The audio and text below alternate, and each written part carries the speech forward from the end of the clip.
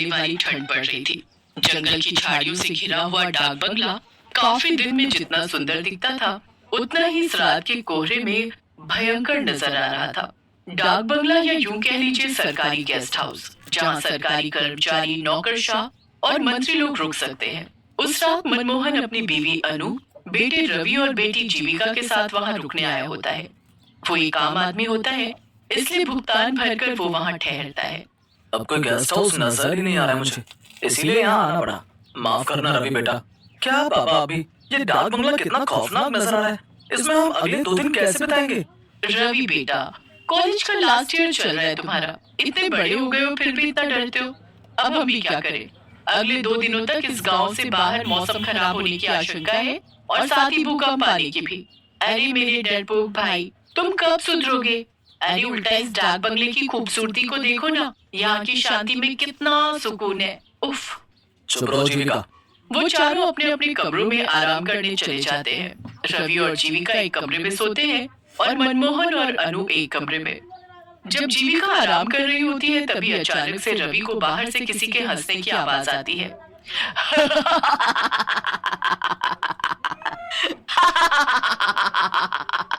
मेरे पास आओ, आओ, आओ मेरे पास, आओ। ये किसकी आवाज है? कौन है? रवि के पसीने छूटने लगते हैं और वो बालकनी में जाता है। तभी उसे वहाँ कोई नीचे नहीं दिखता है और ना ही दूर दूर तक जंगल में कोई नजर आता है। यहाँ तो दूर दूर तक कोई नजर नहीं आ रहा है। फिर ये आवाज किसकी थी? जीविका, तुम पागल हो क्या? ऐसे कोई करता है क्या? मैं कितना डर गया एक पल के लिए। सॉरी, मैं तुम्हें बस इतना कहना चाहती हूँ कि तुम अपने मन में से इस डर को भगा दो। ये जगह दिखने में जितनी हॉन्टेड है, उतनी असल में है नहीं यार। थोड़ी देर बाद वो चारों खाना खाने नीचे आते हैं। तभी एक बूढ़ी काकी उन्हें खाना परोसती है। मैं झूठ क्यों बोलूंगा? मैं सच कह रहा हूँ कि डाक बंगला सही नहीं है। मैंने अपने कानों से उस औरत की आवाज सुनी है। चुप करो यार भाई, मैं भी वही थी, तुम भी वही थे, तो उस औरत की आवाज सिर्फ तुम्हें क्यों सुनाई दी? मेरे कानों में क्या हड़ताल हो गई थी? हाँ? शट अप जीविका। हाँ बेटा, इतना मत घबराओ। लेकिन पापा। रवि बेटा, जैसा तुम सोचोगे वैसा ही तुम्हें महसूस होगा। तुम बार बार उसी बारे में सोचोगे तो तुम्हें वही सब नजर आएगा, वही महसूस होगा बेटा। चुपचाप खाना खाइए, वरना ठंड में जल्दी ठंडा हो जाएगा। वैसे भी डाक बंगले की दीवारों को शांति पसंद है, हल्ला नहीं। जी काकी। सभी खाना खाकर सो जाते हैं, लेकिन रवि को रात को नींद ही नहीं आती। वो हर वक्त बस उस आवाज के बारे में ही सोचता है। तभी उसे कमरे का दरवाजा अपने आप धीरे धीरे खुलते हुए दिखाई देता है। ये क्या? ये दरवाजा अचानक से कैसे खुल रहा है? ये सब क्या हो रहा है? दरवाजा अपने आप खुल जाता है और रवि बिस्तर से उठकर हिम्मत जुटाते हुए दरवाजे के पास जाता है। तभी वो एक काले साई को फौरन सीढ़ियों से नीचे की तरफ भागते हुए देखता है। ये देख रवि की सांसें तेज और कलेजा कांपने लगता है। कौन था वहाँ? कौन था? और ये क्या? ये पेपर, इस पे तो खून की स्याही से लिखा है, मैं तुम सबकी जान ले लूंगी। क्या? तभी रवि बहुत ज्यादा डर जाता है और वो तुरंत मनमोहन, अनु और जीविका को उठाकर उन्हें सब कुछ दिखाता है और साथ ही वो पेपर भी दिखाता है। मेरा यकीन कीजिए माँ पापा, मैं झूठ क्यों बोलूं भला? मैंने सच में किसी काले साए को सीढ़ियों से नीचे की तरफ भागते हुए देखा है। और ये पेपर, इस पर खून की स्याही से लिखा है, देखो आप। उस पेपर से वो सब लिखा हुआ मिट चुका था। ये देख रवि के होश उड़ जाते हैं। ऐसा कैसे हो सकता है? रवि, एक काम करो, तुम और जीविका हमारे कमरे में सो जाओ।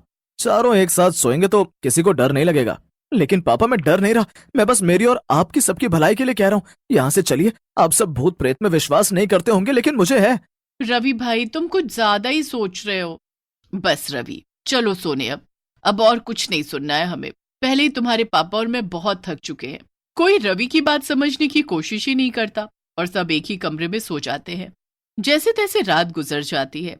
अगले दिन रवि उस बूढ़ी काकी से पूछता है, काकी, यहाँ इस डाक बंगले में केवल मैं और मेरा परिवार ही रुका हुआ है, यहाँ और कोई नहीं रुकता क्या? लोग यहाँ रुकने आते हैं, लेकिन अभी इस समय नहीं है। हटो यहाँ से, मुझे बाहर जाना है। रवि दिन में उस बंगले को अच्छे से देख लेता है। मनमोहन, अनु और जीविका बाहर बैठकर बातें कर रहे होते हैं। अरे रवि भाई, आओ हमारे साथ बैठ जाओ, वरना फिर कोई भूत आकर आपको परेशान कर लेगा। बस जीविका, कितना परेशान करोगी तुम उसे चिढ़ा चिढ़ा कर। ओके बाबा, सॉरी। रवि कुछ दूर टहलने जाता है और तभी उसे एक लड़की दिखाई देती है जो सुनसान सड़क पर फूल बेच रही होती है। साहब, फूल ले लो ना साहब, गुलाब, चंपा, चमेली, मोगरा, जास्मिन, सारे फूल हैं मेरे पास। नहीं नहीं, मुझे नहीं चाहिए कोई फूल। अच्छा ठीक है, लेकिन मेरी बोनी हो जाए इसलिए एक फूल तो ले लीजिए प्लीज साहब। रवि उस फूल को खरीदकर अपनी माँ अनु को बालों में लगाने के लिए दे देता है। बाद में जब अनु बाथरूम में मुंह धोने जाती है तभी वहां की लाइट अचानक से बंद चालू होने लगती है। अरे, इन लाइट्स को क्या हो गया अचानक से? और जब अनु आईने में देखती है तभी उसके पीछे एक औरत खड़ी होती है जिसकी शक्ल काफी ज्यादा खौफनाक होती है। आ! अनु की चीख सुनकर सभी उसके कमरे में भागे चले आते हैं और उसे वहां पर बेहोश पाते हैं। माँ आंखें खोलो ना माँ।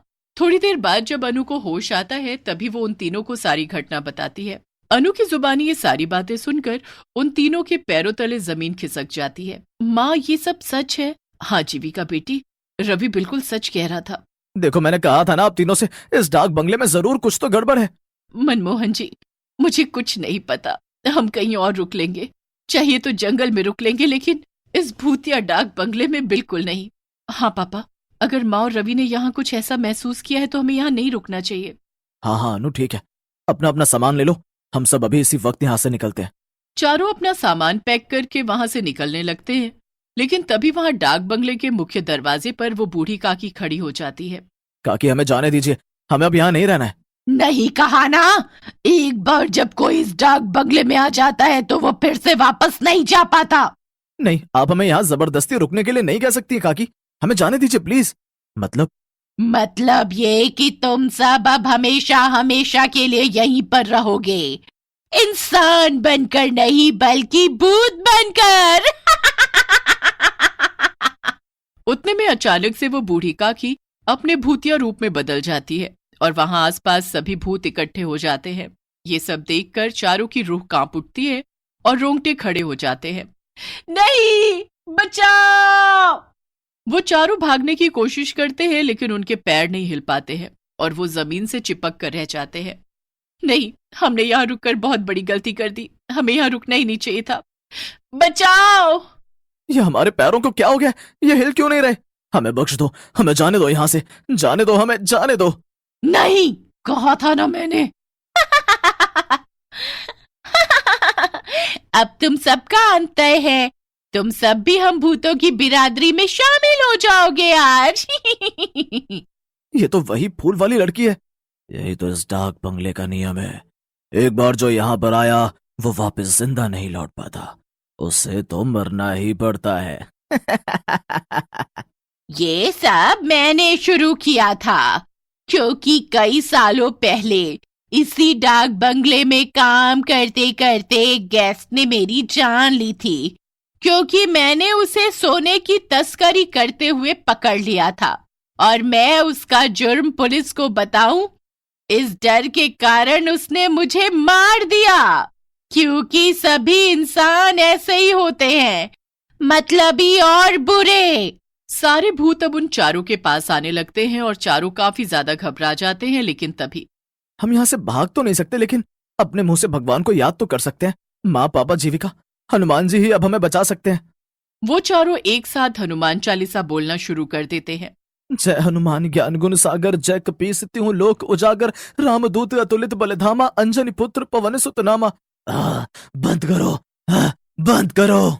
हनुमान चालीसा सुनकर सभी भूतों के कानों से खून निकलने लगता है और सभी एक के बाद एक खत्म होने लगते हैं, जिसके बाद चारों उनकी कैद से आजाद हो जाते हैं और वहां से निकल जाते हैं। उस दिन के बाद डाक बंगला भूतों और काली शक्तियों के कहर से मुक्त हो गया।